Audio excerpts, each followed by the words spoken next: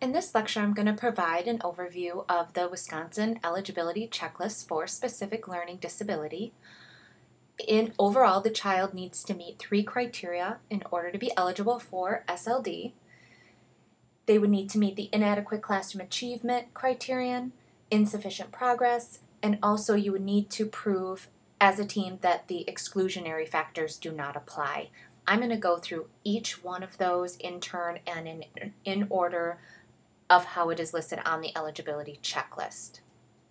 So the first criterion is that the student is not achieving adequately for his or her grade after intensive intervention.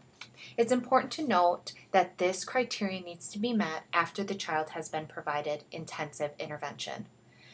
An intensive intervention is defined as the systematic use of a technique or program that's designed to improve learning or performance in a specific area of student need. That this intensive intervention is provided as part of general education and implemented by licensed general education staff. Other criteria for an intensive intervention would be that the intervention is used with an individual or a small group, that it is focused on a single or small number of discrete skills, also that the intervention was provided for a substantial number of instructional minutes beyond what is provided to all students, that it is applied in a manner consistent with its design, and also that the intervention is culturally responsive.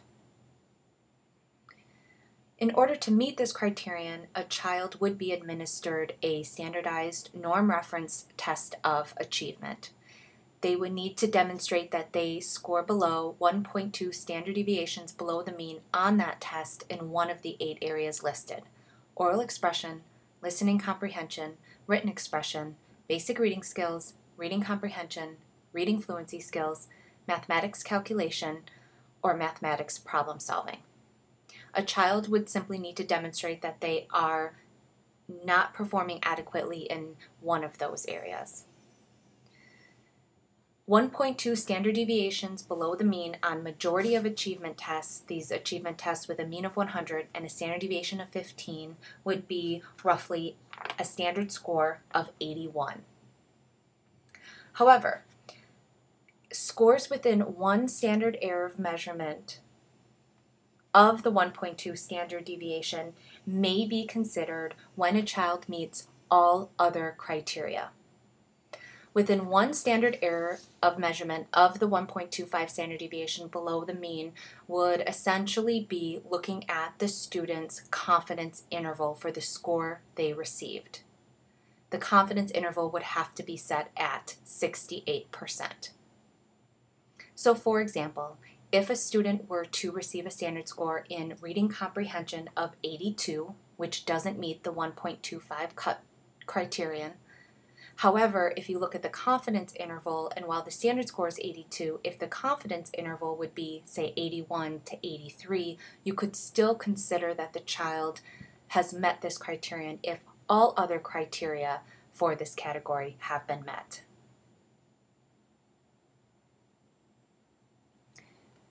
The second criterion is insufficient progress. So the student would need to show that they have made insufficient progress based on one of the following options. The first is option A, and I'll talk about option B in just a minute. So first we would need to determine whether the student is responsive to research or evidence-based interventions. In order to establish this, the team would need to have evidence that the child was taught at least 2 intensive research or evidence-based interventions. A research or evidence-based intervention is one that has been studied and proven effective with a group of students similar to the one whose eligibility is in question. We need to determine that the student is not responding to this instruction adequately or at the same rate as his or her age or grade equivalent peers.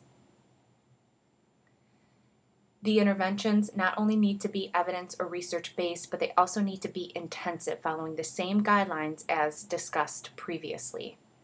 So you need to make sure that you have provided the intervention for an adequate period of time, that the time was in addition to the time they received instruction in regular education, that the intervention was also implemented with adequate fidelity. That means that the person administering the intervention or teaching the intervention, I should say, followed the guidelines of the intervention. Also, the instruction needs to be focused on the student's area of need. If the student's progress is insufficient, it needs to be documented in one of the 8 areas listed here: oral expression, listening comprehension, written expression, basic reading skills, reading comprehension, reading fluency skills, mathematics calculation, or mathematics problem solving. Data should be collected throughout the intervention, and it's collected using progress monitoring data on at least a weekly basis. You would compare the data collected during and at the end of the intervention period to the data collected prior to starting the intervention. We call the data collected prior to starting the intervention our baseline data. There should be at least 3 baseline data points, with the median of those being the starting point for intervention. We use that baseline data not only to tell us the area of need for the student, but also to help us establish a goal. We would analyze the data from baseline throughout intervention using least squares regression. The Department of Public Instruction provides more information on least squares regression formula. You can also find more information about this formula online. Essentially, what we want to do is determine how the student is performing, or their rate of progress compared to their same age or grade peers.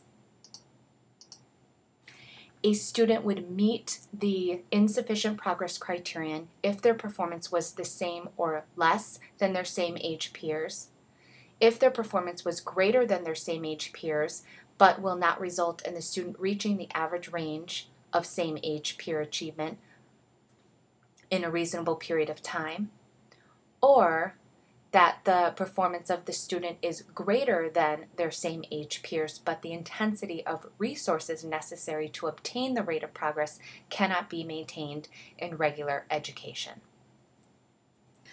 So here we'd be looking to see if the student has a significant discrepancy between their ability and their achievement. Now, many of you may recall that this traditionally has been the method used to determine whether a student has a learning disability and if they need special education services. However, this method can only be used until December 1st, 2013. After that date, the insufficient progress criterion will have to be met using option A, which was discussed previously. However, in order to determine significant discrepancy, we would be looking to see if there is a substantial difference between the student's intelligence and achievement in at least one of the 8 areas listed here. Traditionally, this was determined using a regression formula. The majority of our computer software programs have models in place to calculate cut scores, which then help us identify this substantial difference between IQ and achievement. And generally, the accepted criteria for identifying a student as having a learning disability is a difference of at least 2 standard deviations between their IQ and their achievement. I've provided more information on the IQ achievement discrepancy model on your D2L page under the eligibility module. I've also provided the web link here for you as well if you don't have access to that module.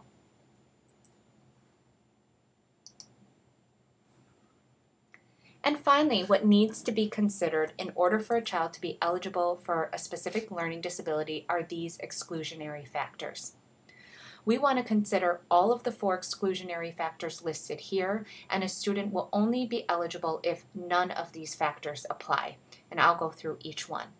So first, we need to consider the child's environmental, cultural, or other economic factors. So we would need to identify whether this referred student is a member of a cultural, economic, or language-related subgroup. We need to consider that student's academic progress not only compared to age or grade equivalent peers, but also their performance compared to that subgroup of students that they fall into. We would also need to consider the performance of the subgroup of students to all of the students at that age and grade level as well. The other thing we need to consider, the second thing, is whether the student is an English language learner or has limited English proficiency. If that is the case, we need to be sure that the student was evaluated in a language most likely to yield accurate information on the child. We should also consider a number of additional assessment tools other than a standardized norm-referenced test. The third would be looking at the instruction that had been provided to the child specifically in the 8 areas listed here. We want to make sure that the student being referred isn't struggling academically because they haven't received appropriate instruction. So we would need to evaluate the core instruction being provided to our students. Did the student have access to this core instruction on a regular basis? We would need to consider whether the student attended school regularly, whether the core instruction was delivered according to design and methodology, and whether that core instruction was also taught to the student by qualified personnel, and then whether the student had access to a differentiated instruction of the core curriculum. Finally, you need to consider whether another disability applies. So, for example, if you have a student being referred for a specific learning disability, but they have already qualified under other health impairment or maybe emotional behavior disability, you want to make sure that the other disability isn't what is impacting the student's performance and making them meet these criteria. So if you want to determine a student is eligible for services under SLD, the team would need to show that they have a specific learning disability separate from any of the other disabilities that they may have or already be receiving services for.